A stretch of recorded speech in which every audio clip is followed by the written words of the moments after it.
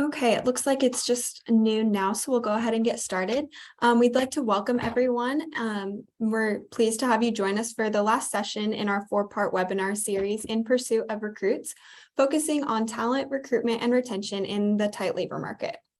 In discussions with our members and local chambers across the state, we've been fielding questions about what each of us can do, not only to up our game in recruitment as a state, but also personally as employers.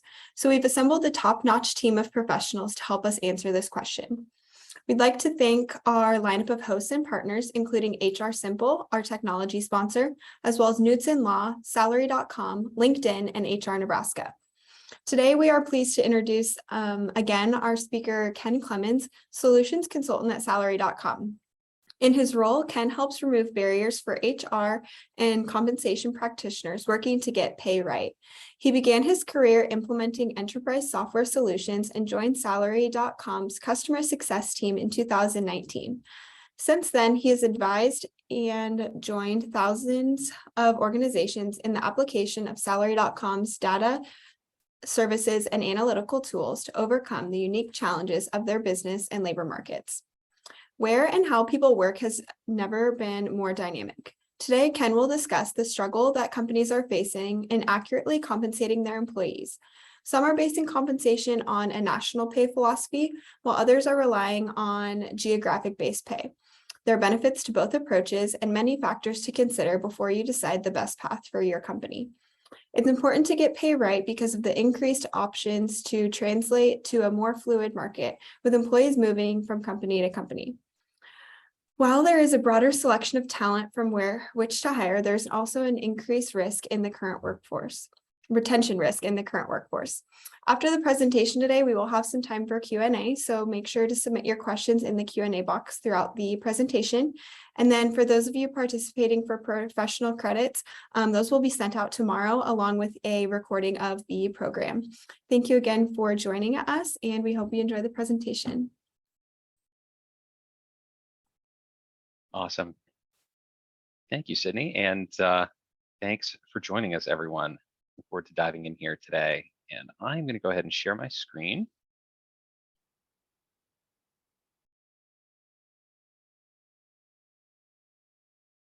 Perfect. Everyone can see that, and yeah, appreciate everyone taking the time. And I know some of you might have been able to join our presentation several weeks ago on getting pay right in a competitive labor market. And today we're going to zoom in on one specific element of that broader discussion. And this time we're going to discuss how geographic location impacts your pay strategy and how this can be adapted to fit on-site, hybrid, or remote employees. So there's definitely a lot to get into based on whether it makes sense to have remote employees for your organization, how it makes sense to compensate them, a lot of different angles. We'll be of course taking the compensation focus on this today, but our hope is that it will open up a lot of other questions and kind of provoke some thoughts on what the best strategy and approach is for your organization. So today we're first going to start off by talking about remote work, and we'll call it quote unquote geo pricing today, and how organizations right now are currently compensating employees who are remote, who are based in different locations, and that includes different on-site locations as well. We'll take a look at some results from a recent survey that Salary.com conducted that we've been kind of taking a pulse on ever since the pandemic began. We're also going to talk about just some broader considerations for whether or not remote, on-site, or hybrid employees make sense for your organization, weigh some general pros and cons. I'll be honest, we could probably do an entire presentation just on this subject, but it's going to be hard to talk about compensation in general on this subject without getting a little bit into the weeds on just some considerations of whether or not that's a model that's going to work for your company. So we'll kind of scratch the surface on that a little bit today. And then we'll get into some considerations for geographic pay, some things that make sense to consider when you're setting up and deciding how you want to pay people differently, if you want to pay people differently across your different locations. We'll look at some kind of tried and true geographic pay strategies, what we're seeing most commonly across our customers and what some of our internal consultants are advising. And then we will also talk about just some of the steps that go into designing and setting up those geographic pay strategies. We'll, of course, talk a little bit about Salary.com's Comp Analyst solutions, some of our tools that help our customers to go about setting up and analyzing and continuously monitoring their approaches. And some of the tools that we offer, first and foremost, including market data to sort of actually know what other organizations are paying across your different locations. We'll get into a few other components there. And then we'll wrap up by talking a little bit about Salary.com's partnership with the Nebraska Chamber of Commerce. And we'll talk about some of the benefits that anyone can receive as members. But that's what we're going to be getting into over the next 50 minutes or so today. And kicking it off by talking about Salary.com's remote work and geo-pricing pulse survey. This is a recent survey that we ran in August of 2022. And I thought the results were pretty interesting and thought it would be worth sharing with this group, kind of given the subject that we're going to be covering today. I think overall, what we'll see as we run through some of these data points is that there is no one-size-fits-all approach. A lot of organizations are doing a lot of different things, and there is no kind of single best practice that's going to work well for every single organization that's out there. We're going to talk about some of the approaches you can take, some of the pros and cons of each, but I thought it was interesting just to kind of see what folks are doing now. So in this survey, we open this up to anyone who's available to participate, and we also give full kind of complete results to folks who are able to participate. So we can share some information on our ongoing pulse surveys as well. But in this particular one, we had about 37% of participants that had fewer than 250 full-time employees, which makes sense. I think, for smaller organizations, this is a situation where you may or may not have strategies in place for pricing geographically. So it's certainly an area of interest for those, but we also did have some much larger organizations participating. But I always think it's worth keeping in mind that that's kind of a larger chunk of our sample size. Also, kind of on the next bullet here, the majority of respondents, a small majority at around 29%, reported that 10% of their employees or less work remotely. However, 15% of respondents said that 90 to 100% of their employees work remotely. And we had some categories in between where there was pretty even distribution. So I think this definitely supports the fact that different companies are taking different approaches depending on what makes the most sense. But the majority of organizations are supporting remote work in some capacity, even if it's for a small percentage of their employees. So I thought that was an interesting data point, and we'll talk a little more about that too. But a lot of our companies that participated also said that their employees work in 2 to 3 different geographic areas, which kind of makes sense, given the size that we're talking about here. And those 2 to 3 geographic areas could be office locations. They could be hubs for remote employees. So I thought that was kind of interesting too. 64%, and this is where we start to get into, I think, some statistically significant numbers, use geography as a factor in determining what their employees get paid. So that is pretty common. That is definitely the majority of organizations, and obviously the majority of organizations that are spread across multiple locations. And a really interesting data point that came back here was that 68% of these participants base their policy on where those employees are currently located rather than where they were at the time of hire. So just knowing that organizations, and a lot of organizations, are adapting as their employees move, as their employees change locations, is something that's really interesting to keep in mind. And 40% of participants don't feel as though paying employees based on geographic location complicates their ability to analyze pay equity. 37% do find it a complicating factor. This is something we're going to be coming back to a couple different times throughout this presentation. Obviously, when we're looking at pay fairness and pay equity, if we're paying people differently who might be working remotely or in different locations, even though they're doing the same work, that could potentially open up some pay equity concerns and some fairness issues. And that does not mean that it's a bad thing or that it's ill-advised to pay employees differently based on their location, but it does mean that you need to have a strategy in place where you can be transparent and be able to justify and have some kind of rhyme to the reason of why employees are paid that way. So that's something we'll come back to a little bit more as we go on. But I think the 37% that do find it to be a complicating factor, or that's well-founded, because it is something you need to consider. A couple other quick bullets here. 49% of organizations market price jobs using a national scope so that all employees are paid similarly, regardless of their geographic location. This is definitely an approach that we're going to be talking about. There are some pros and cons to taking this approach, but it looks like almost half are going to be doing that. And it looks like 48% of those are considering taking geography out of the equation completely when determining pay. And some of the reasons for this are staying competitive. And there are certain situations where that makes you more competitive and certain situations where it makes you less competitive, which we'll talk about as we get a little further along in the presentation. They're talking about using it to attract talent. So again, staying competitive kind of goes hand in hand with that. And then of course, addressing pay equity, where if you did want to take geography out of the equation, there are arguments to be made from a pay fairness perspective, kind of like we just talked about. And the last piece here is that on a scale of flexible to not flexible, 36% are mostly somewhat flexible on employees' requests to relocate and work completely remotely. So that's not a huge number, but 76% of organizations who are very or somewhat flexible would consider adjusting pay based on their home location. So those are a few things we can consider as well. But just some high-level data points. I thought they were interesting. There are a few, data points that are pretty striking there, especially, the number of organizations that do rely on geography as a factor of pay. But I think overall it tells the story that no one's doing exactly the same thing. Everyone is kind of doing what works for them. And a few years into this remote work kind of revolution here, a lot of companies are still handling it differently and doing so successfully. So I thought that was just helpful to show and some interesting results overall there. So getting into some considerations for whether you actually want to entertain remote, on-site, or hybrid work, which one of these is going to make the most sense for you.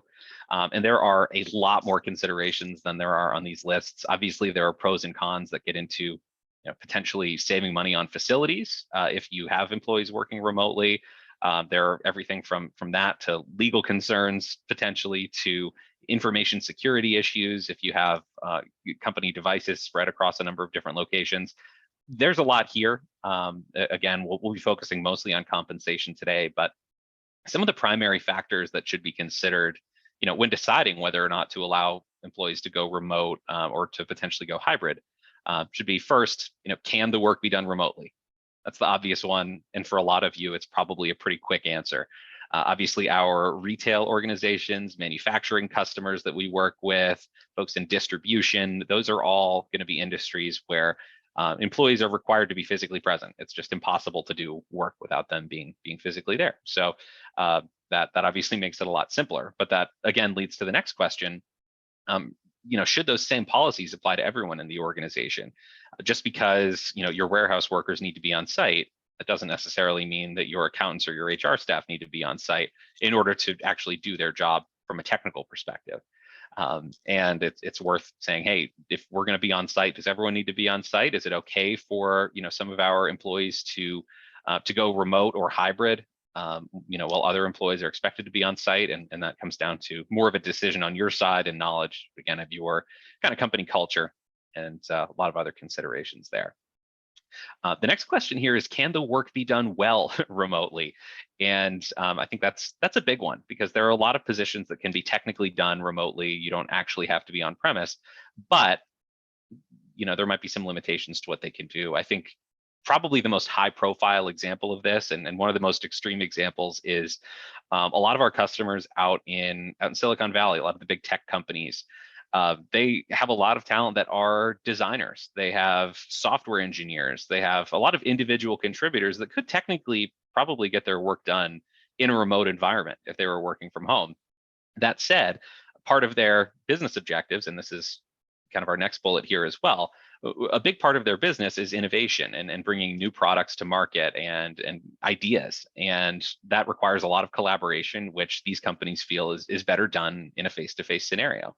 And that seems to be working overall, but they have definitely pushed for employees to come back to the office and are pushing towards 100% on site for those types of companies. So that's not a priority for every organization, but there are obviously industry specific considerations that are similar to that, to say, yeah, technically people could do it remotely, but is there going to be an impact on the end product, on the quality, if that is the case?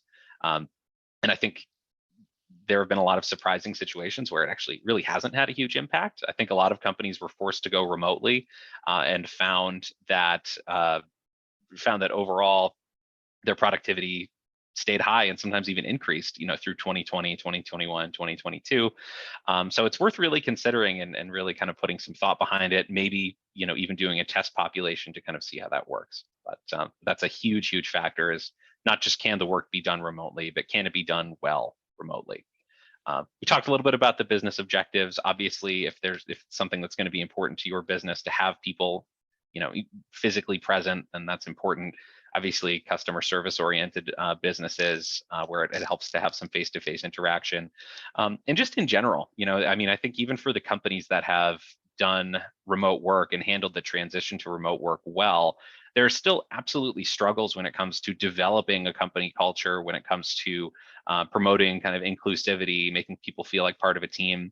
That's feedback we've gotten from a lot of our customers, is that it is, it can be difficult, particularly for employees that are hired as remote workers who may have never been on site, may have never actually been physically in contact with anyone, at the organization. It can be really hard to make those people feel included and develop that sense of camaraderie. And it can be done. There have been a lot of organizations that have done it well, but it is something that needs to be considered if that's something you're ready to take on, and if from an HR perspective, that's something you feel comfortable tackling. Company culture as well, and there are a lot of components to this. I'm kind of boiling it down to employee preferences and management preferences here. I think there's an assumption out there that a lot of employees, or most employees, would love to go remote if they had the opportunity. And some pulse surveys that we've run, as well as just anecdotally working with our customers, and just knowing other employees that are working, we found that's not necessarily the case. I think employees tend to value a lot of on-site, in-person interaction. Again, it can lead to a little bit more of a fulfilling experience sometimes, feeling a little bit more connected to the work that they're doing. And there are some employees that just flat out say, hey, I really only work well in an on-site environment. So definitely shouldn't assume that all employees want to go remote. What we found is a lot of them really want the flexibility, maybe for hybrid work or something like that. But being in tune with what your employees actually want is going to be a huge part of this too. So definitely worth not assuming that that's what they want. Of course, management preferences are going to be huge, and I think this swings in a lot of different directions as far as management and executive teams go. Some have very strong feelings about on-site work versus remote work. And obviously, whatever is going to make the most sense from the executive perspective is going to be very, very important to consider. And if it's something that's really important to them, obviously, with them being in line with business objectives and productivity and things like that, then that's absolutely going to be one of the major factors that pushes you towards remote or hybrid or on-site. Another really important question here, and this gets into kind of external benchmarking and remaining competitive in the market, is, do your peers and competitors offer more flexible remote work options? If you are the only organization in your area or your industry that requires people to be on site, and you have an employee population that values the ability to work in a hybrid or remote setting, you could potentially be really holding yourself back from a competitive standpoint. You could really limit the talent pool that you could potentially pull into the organization, and that could really set you back. And you may need to make up for that in other areas, such as compensation or benefits, other aspects of that total rewards package that you're offering to your employees. So understanding industry norms, what other organizations are doing, and to be blunt, what other options your employees and candidates have out in the market, and making sure that even if you're not matching it exactly, that you're making sure you're addressing it.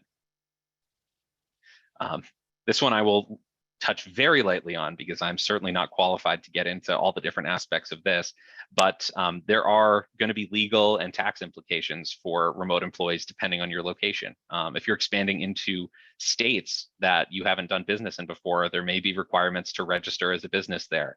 There may be different tax requirements and tax implications that go along with that. So making sure that you are working with your legal and your finance teams to make sure that you're addressing those is going to be really important. Again, not your guide to get into that in too much detail. Hate to mislead you there, but definitely something that needs to be considered. And then the last one that I have listed here is there a need to have employees in different locations? So obviously, businesses of different kinds are going to have needs to be physically present in certain areas. The obvious ones, hospitality, retail, like distribution, really, there's going to be a need to have people on site in a physical location, and makes sense to have company facilities there to host them, support them, and also to host and support your customers.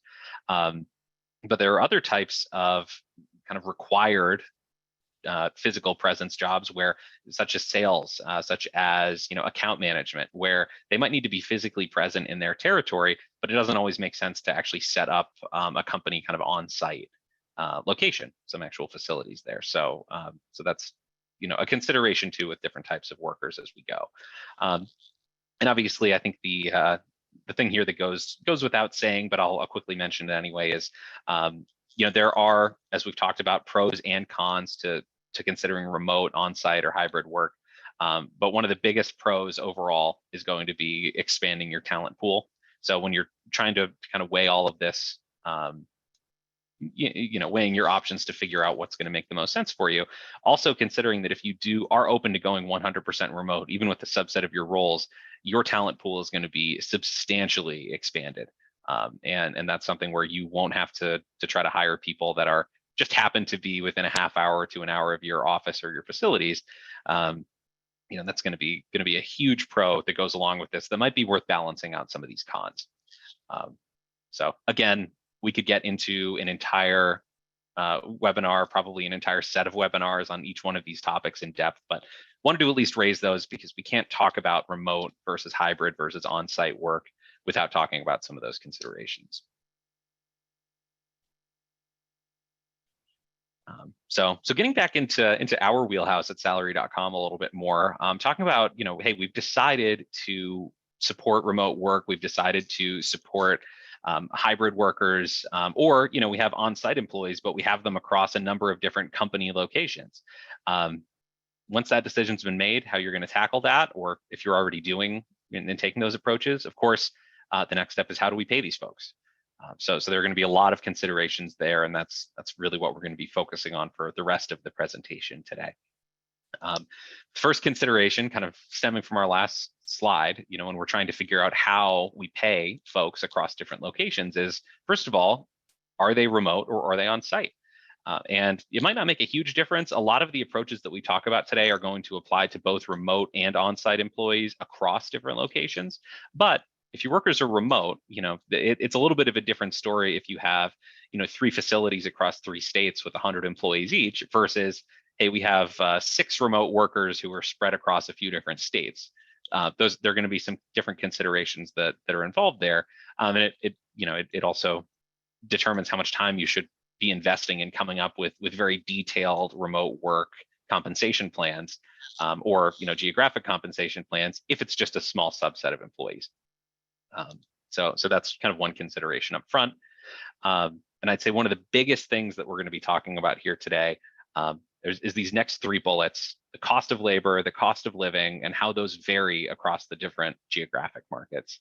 And I get questions a lot from customers about whether or not cost of living should factor into how they pay people in different locations. And for folks who haven't had quite as much exposure to kind of the comp best practices, we absolutely do want to pay attention to how competitive different markets are in different locations. But a lot of that is going to be reflected in the cost of labor, and that has been kind of the gold standard that companies have used for a long time now when it comes to geographic pay. And the difference here is, of course, the cost of labor is going to get to what companies are actually paying in that location, which is a separate data point at the end of the day from cost of living. Usually we're going to see much less variance in the cost of labor from location to location, what companies pay, than we will see in the cost of living overall. So that's something that's worth considering. I think one quick example of this is, if you compare, Omaha, Nebraska to, where salary.com is based, up in Boston, the cost of labor difference in Omaha is about 16%. So companies in Omaha on average pay across all positions about 16% lower than companies in Boston do. However, the cost of living in Omaha is 36% lower than it is in Boston. So that's a pretty dramatic difference. And it does also mean in some situations that, if you have two employees doing the same job, one is paid a certain amount in Boston, one is paid 16% less in Omaha, that Omaha employee is probably still getting more value out of their paycheck just because the cost of living is that much lower. And again, cost of labor historically has been the main kind of external benchmark that companies have used. But especially when we're looking at remote employees and as things continue to evolve, that cost of living is an important factor to consider as well. And it's helpful to understand, what those markets are if you're looking at providing a quality of life, across your different locations, versus just kind of being competitive. So those are a few things that I like to point out, both valuable. Most organizations when benchmarking are going to focus on the cost of labor, though, and what we call geographic differentials. And then, of course, how those vary across markets, just like we talked about, the differences between two locations like Omaha and Boston, the difference between a location and the national average, and just trying to figure out, what your actual kind of spread looks like. Are your employees mostly spread across places that are kind of in line with the national average, or do you have a huge variation of folks who might be spread out through areas that are extremely low in terms of competitiveness and pay, mixed with some of your super high markets, your New Yorks, your San Franciscos, understanding what that landscape looks like, having solid market data to determine what those markets actually look like is going to be really crucial. The number of employees in those different locations as well. This kind of touches on what we were talking about with the remote workers versus on-site workers, but the number of employees in these different locations makes a difference as well in terms of kind of the level of formality and effort that it makes sense to put into with some of these. Obviously, it's going to be important to have an explicit plan and strategy for working with remote or just geographically spread out employees. But again, if you've only got a handful of remote workers across a few different states, it might be worth keeping it a little bit simpler. It might you might not need to get into building an efficient, scalable system in the same way that if someone was operating across a large number of locations with employees grouped in different hubs, might need to. And we'll spend some time talking about those different approaches in just a second here too. And second to last bullet here, the nature of the employee's work. That's really going to be a crucial one to consider because, we talk about different industries and trends around remote versus on-site or, trends around geographic pay. But this is going to, vary potentially even down to the job level. I think one of the best examples is like software engineers. They are in incredibly high demand across the entire country. And if you're hiring a software engineer, even if you're looking for one, around the corner, you're still probably going to be competing, in the same talent and labor pool as the Googles, Facebooks, and Netflixes of the world. So and also in that space, remote work is going to be a little bit more common, not necessarily for those big kind of innovation-driven tech giants, but for a lot of organizations, especially in like software as a service, you're going to have a lot of folks in that position that are expected to be able to work remotely. So even looking at those jobs and kind of understanding what the variations look like there is going to be important as well. And the last piece here, of course, is pay equity, which is something that needs to be kept in mind as we go throughout this entire process of setting up your strategy. So pay equity is paying fairly. At salary.com, we talk, our two big goals with compensation plans is to be externally competitive and internally equitable, all of course while remaining cost effective. So again, we're introduced to kind of a complication here. If you have three people doing the same job based across different locations, providing essentially the same value to the company, but they're being paid less. And again, that's not necessarily bad. There are a lot of practices that say it's absolutely fine to pay people based on, their actual kind of home location. But at the same time, you do need to be able to account for that, and you need to make sure that you are not arbitrarily deciding, and that what you're basing it off of is at the very least based on some very succinct market data, but ideally on a very solid and consistent strategy that you can use to back that up. So those are a few considerations, few of the big ones that are going to come up, and we'll talk about some different approaches in just a second. Obviously, there's going to be more here based on your organization, but a lot of different things to kind of think about. So getting into some answers here and some potential options and what we've seen work well for a lot of our customers and the direction we've seen a lot of companies go.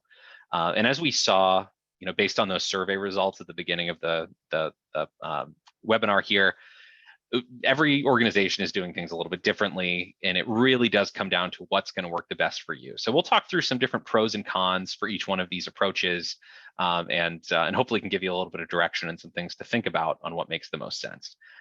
The other thing, and we'll talk about some of the differences between on-site versus remote employees here, but I will say that these are the same kind of factors that you'll be considering regardless in a lot of situations, based on geographic pay, and the organizations that we see that have folks spread across a lot of different locations, we're seeing them taking the same factors into account for remote employees and on-site employees that are just happen to be at different areas. So these are a few things we'll get into.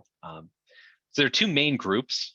There is what we call kind of single rate, which means that you are paying the same price for a given job, no matter where it is located. And then we'll also have the location-based rates that we'll get into in just a second. But this single rate approach is obviously going to be simpler. It's going to be easier to administer because you say, hey, we are not going to use geography as a factor, or we might, but not necessarily varying based on an employee's location. And this, again, it's easier to administer, it's easier to explain to your employees. It requires a lot less analysis. And there's some pros and cons depending on sort of how you do this. There are kind of two main groups that we've seen of companies where this makes sense and where they can do this. One is if they are based, their headquarters is in a really competitive market. We see this a lot with our folks, in some of the major metro hubs where, they might be above the national average in terms of pay, just as a market in general. So that means you're going to be pretty competitive just about anywhere you go. So you can hire to a lot of other locations and feel pretty confident that you are going to be paying above market value for that job in those locations that are less competitive. So for those folks, it tends to work pretty well.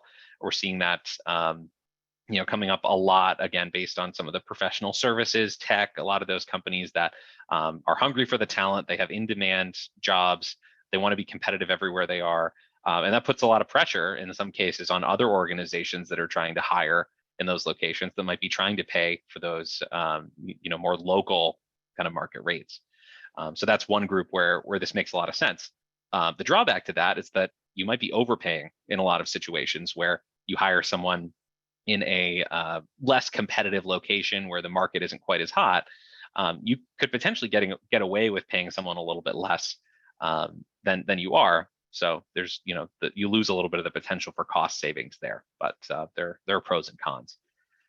Another kind of group of companies that we see this work pretty well with and that we see kind of take this on is organizations where their headquarters are pretty close to the national average. In that case, they will just use the national average as their baseline, or, regardless of where their headquarters is, they say, national average is right in the middle. We're going to keep it simple. We're going to pay national average rates wherever we have employees. So certainly an effective strategy, especially if a lot of the employees in your locations are in areas that aren't super hot spots. I keep talking about the New Yorks and San Franciscos of the world, but there are a lot of other ones too that are going to be, higher. So if you are in a situation where you're spread across areas that don't have a ton of difference when it comes to kind of pay and competitiveness, this can be a great approach overall. Of course, the obvious drawback there is that if you do want to hire in some of those markets that are going to be more competitive, you might potentially be less competitive in hiring for those folks. So So some pros and cons to single rate, but definitely a very legitimate strategy that we've seen a lot of customers use and use well. So great for, if you, again, if your headquarters or you're basing on a market that's high anyway, so you can be competitive everywhere, or basing it on the national average and knowing that, hey, we're really not concerned with some of those really high competition markets. So that's kind of the single rate approach. And right here, I've got listed out a few location-based approaches that we can use, and they go from being a little bit more granular to getting a little bit broader. The most granular that we're going to get to is kind of metro specific, and this is just the name, but it basically means you are paying specific to that employee's location based on like hyper local geographic differentials. So you can say, hey, we know what the market is doing in your city, or even to your zip code level. If you want to, and that's what we're going to pay. We're going to base it off of this set of geographic differentials that we have. It's market data we trust in, and we're going to set up a consistent strategy based on this. So this obviously can be difficult to administer at scale. If you have 200 employees and they all work remotely in different locations, that's going to potentially be a lot to pay attention to and a lot to keep track of. You also have to be very vigilant if your employees move, because again, that can cause kind of pay equity issues overall. And you want to make sure that when your employees are moving and relocating, so that you can update their pay accordingly. This can be an effective strategy, though, if let's say you just have a handful of remote employees. Again, kind of like that example, if you've the majority of your staff is on site and you maybe have 5 or 10 people kind of spread out across different locations. In those cases, you don't have to worry about scaling it quite as much because it's a smaller group. But you can also get pretty specific and granular and say, hey, we're basing this off of a set of geographic differentials that we've established based on locations, and we're paying you this because of where you live. So it's also pretty easy to communicate internally. I put defensible internally, but as long as you were using a consistent set of market data to base this off of, it's usually relatively easy to explain, to say, hey, we know exactly what the market looks like in your location. This is the differential we're using to come up with pay, and going from there. So that's kind of the metro specific approach, or the hyper local approach. The other situation where I'll mention too, in addition to those remote employees, or the handful of remote employees, is our customers in retail and our customers in hospitality. Because of the way that their labor forces work, they often want to get down to the zip code level of their exact locations as well. And for them, some of the cost savings and what they save in being competitive and highly tailored makes up for how difficult it is to administer.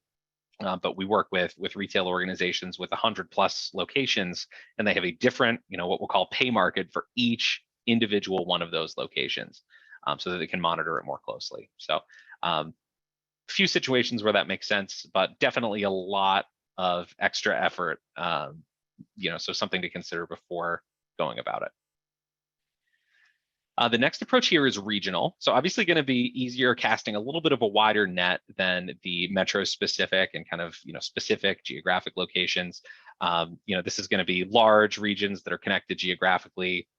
So you're looking at the Southwest, the Northeast, the Midwest. Those are pretty common ones. Some folks will group it into like tri-state areas.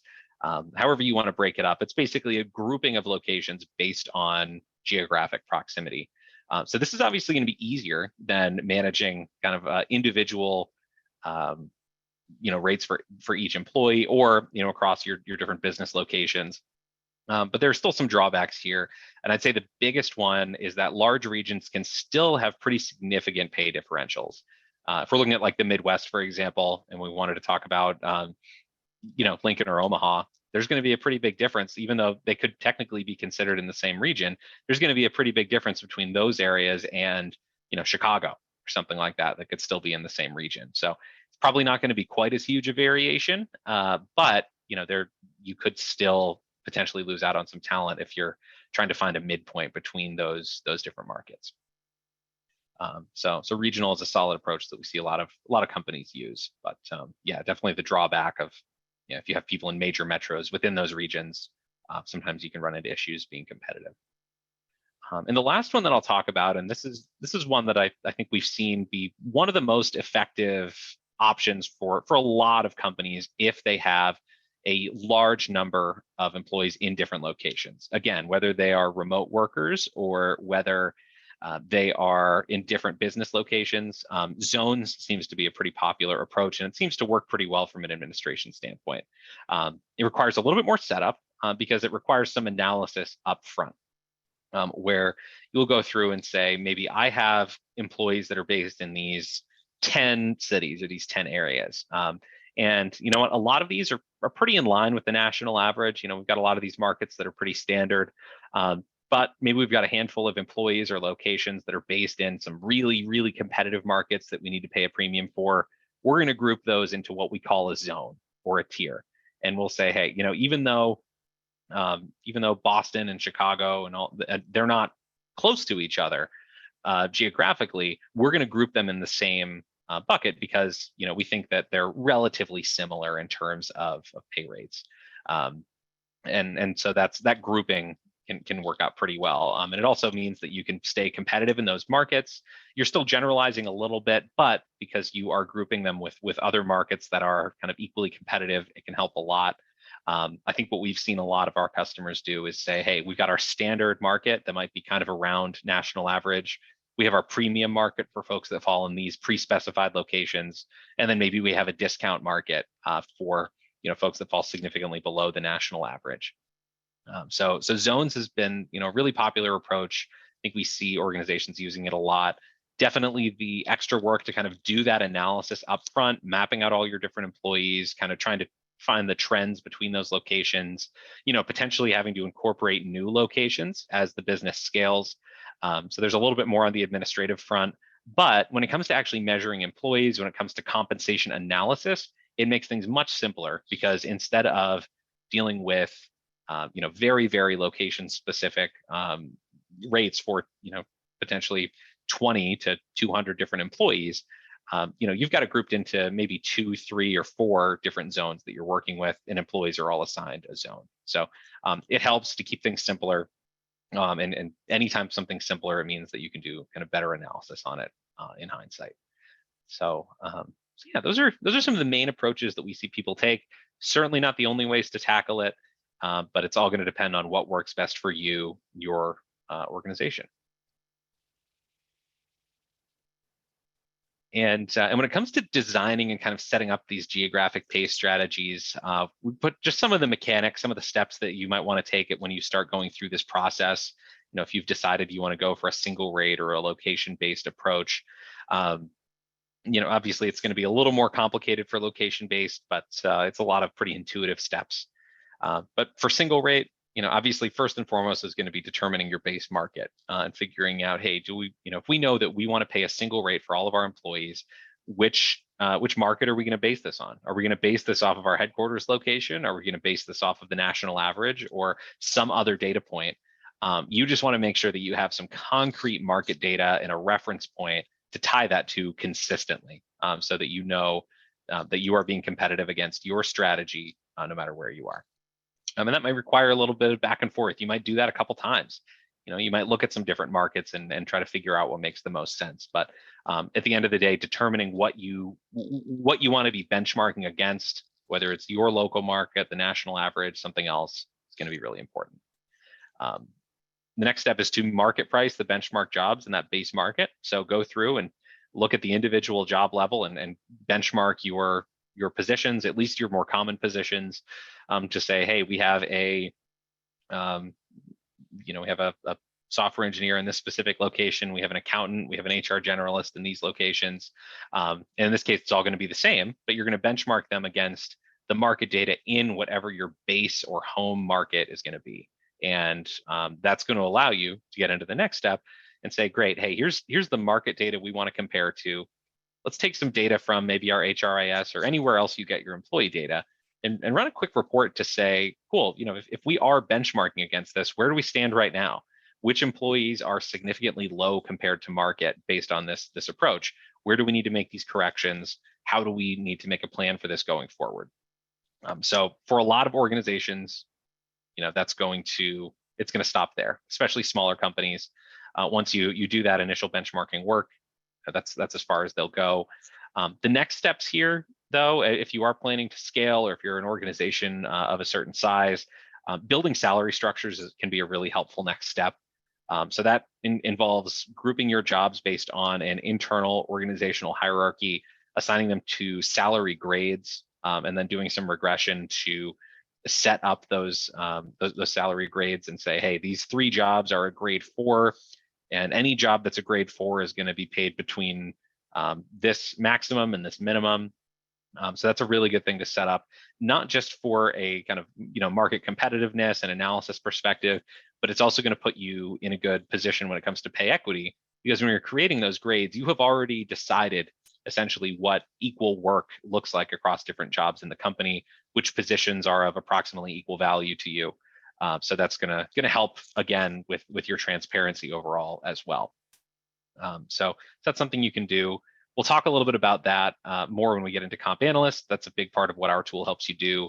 But a great in-between step, if between just benchmarking against the market and building out salary structures, is to just build a range for every job individually. So you don't need to group them into grades. You can say, great, hey, based on our market overall, this is, and the ones that we're comparing to, this is the minimum and the maximum that we would pay this job. And every employee needs to fall within that. Gives you a little bit of room to account for different experience and qualifications, any other factors like that, performance, but it also makes sure that everyone's within that same range that you've determined is competitive. So that's kind of in a nutshell what it would look like at the single rate level. And most of that is going to apply to this location-based approach, but of course we're basing it on different areas and different geographies. So the first step is that initial analysis to look at your employees, look at where they sit, gather market data for those geographies, and decide how you want to set this up. And you might say, we've only got a handful. We're going to use our metro specific or our hyper local pricing for each employee or each location. It's going to make more sense for us to do that. Maybe we want to break it out regionally. Maybe zones would work really well because we're seeing some trends. We've got some folks scattered across a few really big competitive markets that we want to make sure we account for. So doing that initial analysis, looking for those trends and figuring out what's going to work, be that nice balance of efficiency and competitiveness is going to be the first step. Then, of course, once you've got that figured out, looking at those different markets, kind of comparing to what you're paying for jobs with, again, reliable market data to understand, hey, in these markets, what are people actually paying? What is a competitive rate for this job? And from there, you could leave it at that if you wanted to. A lot of companies, especially if they're using zones, will use geographic differentials, which simplify things even further to say, hey, we have our headquarters market, and in our premium market, we're going to pay 10% higher. In our discount market, we're going to pay 10% lower. So geographic differentials can help to simplify things, but you still want to make sure that those are backed up by market data and really do reflect things at the job level. And again, from there, building salary structures and even job ranges can be extremely helpful. I already talked a little bit about why that's important in the long run, but yeah, it's something that's important to remember. And of course, if you're doing this across different locations and different markets, however you decide to break those up, making sure that those structures account for those different locations and that you have an adjusted version for each different geography that you're working with. And again, obviously running up against employee data and all of that is going to be crucial as well. But those are just a few steps that go along with kind of setting this up and designing these geographic pay strategies. So we've been through quite a bit. I've got just a couple kind of pieces to wrap up here. We're going to talk a little bit about our Comp Analyst solutions and sort of how we help with geographic pay for determining and setting up these strategies. And then we'll talk a little bit about our partnership and wrap up with a little bit of Q&A. But Comp Analyst overall is Salary.com's primary software platform, and there are a bunch of different available potential options within Comp Analyst depending on what you need. Our most basic product is called Comp Analyst Market Data, and that gives you access to 15,000 different job titles. We have compensation data for literally every zip code in the country across 225 different industries. And we can also narrow down by a number of company size buckets as well. So you can get very specific, detailed information on what organizations are paying for a specific job in a very specific location within your industry as well. And this is based completely on HR reported compensation data from compensation surveys that we purchase. So that results in us having access to billions of data points that have been vetted, verified, have gone through a leveling process to make sure that, hey, this sales manager at company A is really actually the same thing as a sales manager at company B. Those are a few things that we'll want to make sure we account for as well. And when we're looking at it, that's also going to help, as you can kind of see in this detail here, with our geographic differentials, being able to look across different markets, being able to understand the difference between the cost of labor and the cost of living between different locations. This is a great first step for that analysis. And then, the next step, once we get into, our Comp Analyst Plus and Comp Analyst Enterprise platforms, this is where you can actually start to analyze your individual employees against their markets. You can build in your full kind of geographic pay strategy. You can use those geographic differentials to automatically run some what if scenarios, analyze, the cost to correct. And the system can also help to do a lot of that upfront statistical analysis to build those salary structures and those salary grades that I talked about as well. So this can be a very powerful tool, not just to measure competitiveness against the market, not just to organize employees, but also to build those salary structures and get into a lot of reporting on things like cost analysis, your cost to correct in certain locations where you may need to make some updates to your pay strategy, and also getting into pay equity and reporting across things like gender pay gaps, ethnicity pay gaps, making sure that every individual employee is paid fairly, not just in comparison to the market, but also in comparison to each other. So there's definitely a lot of great data that's accessible and a lot of great analytical tools through the Comp Analyst platform. And getting into just some benefits of our partnership with the Nebraska Chamber, we do offer individual one-off job reports. That is something we offer through our website. And as Chamber members, you have access to 3 free reports and 10% off of any additional kind of one-off job reports that you might want to purchase. When it comes to surveys and software, this includes the Comp Analyst software product that I was talking about. Nebraska Chamber members receive 10% off of all of these products. Comp Analyst, of course, is our compensation data and analysis tool. Job Architect down here is our job description management system that integrates with that, helps you write descriptions, gives you a library of thousands of pre-written descriptions, and allows you to collaborate and kind of set up your own templates. We've also got some traditional compensation surveys that you have the option to participate in called Comp Data. This is a US-based, very granular industry-specific set of surveys, as well as our international IPASS, high tech, and retail survey and consumer goods survey as well. So 10% off of all of those.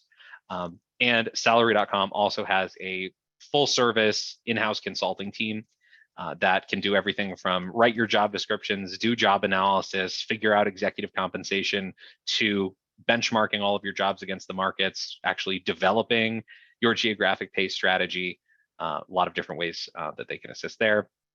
Members get 5% off of consulting services. And we'll distribute this with a link after. So if you wanted access to some of those free reports, or if you wanted to get in touch with us to see a more full demo of some of our software products, we could certainly do that as well. But still got a few minutes left. Appreciate everyone kind of bearing with me here as we get through all of it, and certainly hope it was helpful. But Amy, I can pass it back over to you if we want to do some Q&A. Yeah, definitely. Thank you so much, Ken. I just like the first time you have covered so much information so thoroughly. So we really appreciate it. I think one of the things that you mentioned at the very top is, there's a whole other section on how taxes work among different locations and multiple states and stuff, and different employment laws that this could affect. So we do webinars every month. So I think that we'll look into doing that, like talk to an employment lawyer very soon in the future, because we get customers that come to us almost daily asking us about this very topic, what you're talking about today. And I know that there's just so much that goes into it. So All right, we have a few questions that have come to us beforehand. If you've covered any of these, just feel free to tell me to skip over it and I'll go to the next one. And if anybody has any other questions for Ken that you don't hear me ask him, please feel free to put it in the Q&A box below. Okay, so we have the first one that says, how often would you recommend revisiting compensation trends and the compensation of our current employees? Yeah, it's a great question. The kind of the standard over time has been at least once a year. Year over year process is what most of our customers do. I think for folks who are in really competitive markets, and I think you know who you are in a lot of situations. A lot of folks in healthcare, hospitality, tech, a lot of those different areas. Some of those folks, it makes sense to do an ongoing and continuing analysis throughout the course of the year. So those are probably the best practices, but generally at least once a year has kind of been the practice for a long time. Okay, perfect. This next one says, if you choose the location-based compensation model, do you recommend transparency in pay differences among employees? Yeah, no, transparency is a journey for yeah, that's a tough one. it's a journey for most organizations. Ideally, you do want people to understand why they make what they make. And I think that in a lot of situations, developing those salary structures that I talked about and letting people know how you arrived at those structures and saying, hey, this is your salary grade. This is why you're here. This is the range that you're capable of making in this job. And this is why you're here is important. Most organizations aren't going to be able to get there tomorrow.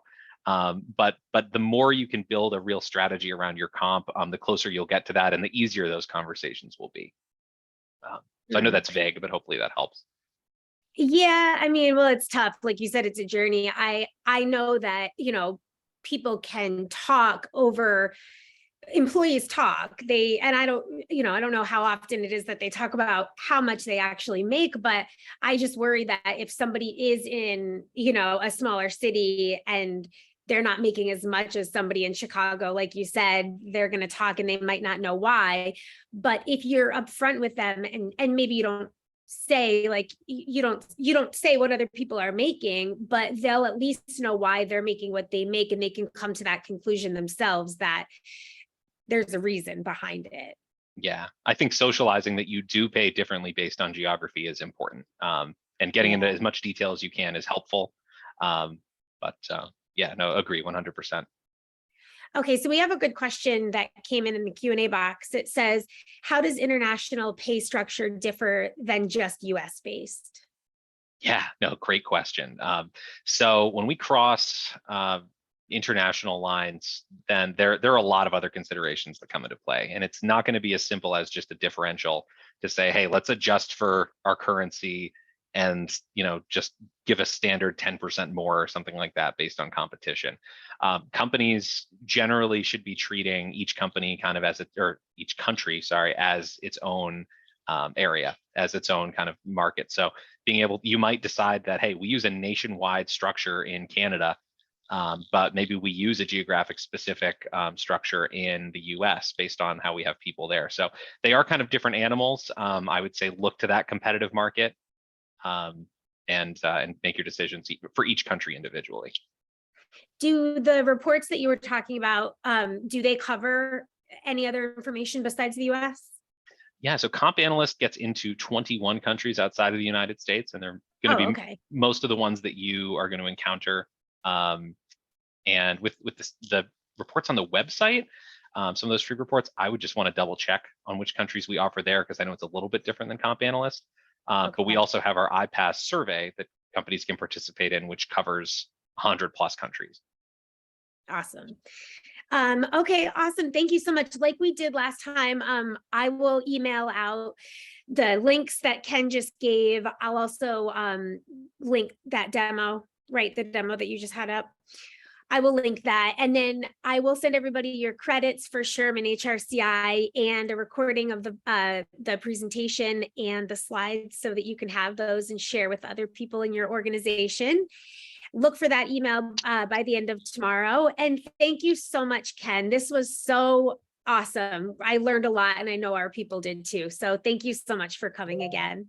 Oh, thanks, everyone. Thanks for having me. Have a good one. Bye, everyone.